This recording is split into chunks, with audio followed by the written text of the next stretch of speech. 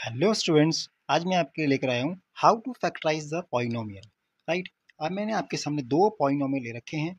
एक ये है x square plus 5x plus 6 और सेकंड है 2x² माइनस 7x प्लस 5। देखिए मैं आपको करके बताता हूँ। होता क्या है, इस पॉलिनोमियल में जो विदाउट x टर्म है उसको आप लीजिए और एक्स स्क्वायर के साथ जो टर्म जो कोएफिशिएंट लगा हुआ है वो लीजिए, यानी यहाँ पर 1 है, 1x² लिखा हुआ है। ठीक है, तो ये 6 वन 6 आप यहाँ कहीं लिख लीजिए। इस देखिए मैंने इसलिए एग्जाम्पल ईजी लिया है ताकि आप समझ पाए, आसानी से कर पाए। तो 6 जो आपने लिया है इसके फैक्टर कीजिए, तो आप करोगे 2 3 जा 6 और 3 वन 3। तो इसका मतलब 6 जो होता है वो 2 3 जा करके आता है, बहुत नॉर्मल चीज़ है। ठीक है, अब इन दो फैक्टर्स जो भी आपके पास आए हैं, इन दोनों को आप ऐसा अरेंजमेंट कीजिए, या तो ऐड कीजिए या सब्ट्रैक्शन कीजिए, जिससे कि ये बीच वाला जो सिर्फ सिंगल एक्स के साथ लगा हुआ है वो आ जाए। ठीक है, 5x। ठीक है, तो कोई भी देखेगा बहुत इजीली समझ जाएगा कि 2 + 3 करेंगे तो 5 आ जाएगा। तो आपको लिखना है इस तरह से कि एक्स स्क्वायर प्लस 2x, इसको ब्रेक करके लिखना है 2x प्लस 3x। राइट, और ये प्लस 6। ओके, अब इस पे आपको दो टर्म यहाँ और दो टर्म ये ऐसे लेने हैं। ठीक, फिर इसमें से आप देखो कॉमन क्या है। कॉमन लेने का तरीका ये होता है कि जो मैक्सिमम चीज़ हो वो आपको कॉमन लेनी होती है।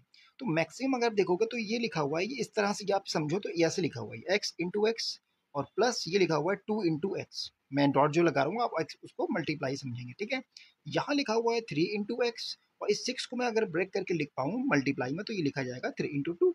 क्लियर? अच्छा, अब इसमें मैं क्या करूंगा, देखिए यहाँ पर ये x और यहाँ पर ये x इन दो चीजों में कॉमन है ना।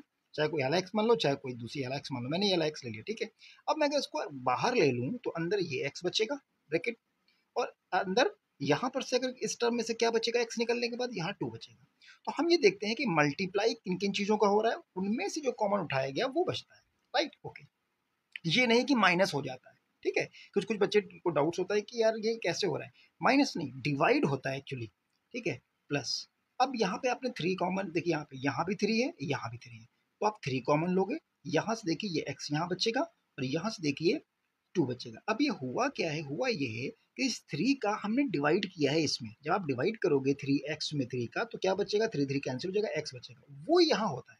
इसी तरह से 3 इंटू 2 में आप 3 का डिवाइड करोगे, 3 3 कैंसिल हो जाएगा तो 2 यहाँ बचा है। ठीक है, तो बच्चे बहुत से करते हैं कि 3 कॉमन हो रहा है 6 में से, तो यार 3 कॉमन हो रहा है तो 3 बच जाना चाहिए। नहीं, 3 2 जा 6 होता है, तो डिवाइड होने तो के बाद जो बचता है वो। अच्छा, अब आप इस पूरे में देखो, इस पूरे में अगर आप देखोगे तो ये टर्म यहाँ कॉमन है, ये टर्म यहाँ कॉमन है। ठीक है, तो आप x प्लस 2 एक बार ले लोगे तो यहाँ से आप देखोगे ये बच रहा है x, इसको बाहर निकालने के बाद ये बाहर निकल गया तो यहाँ से बच रहा है 3। ठीक है, तो इस तरह से आप इसका फैक्टराइजेशन कर सकते हो। नेक्स्ट वीडियो में मैं दूसरा तरीका आपको बताऊंगा। Thank you.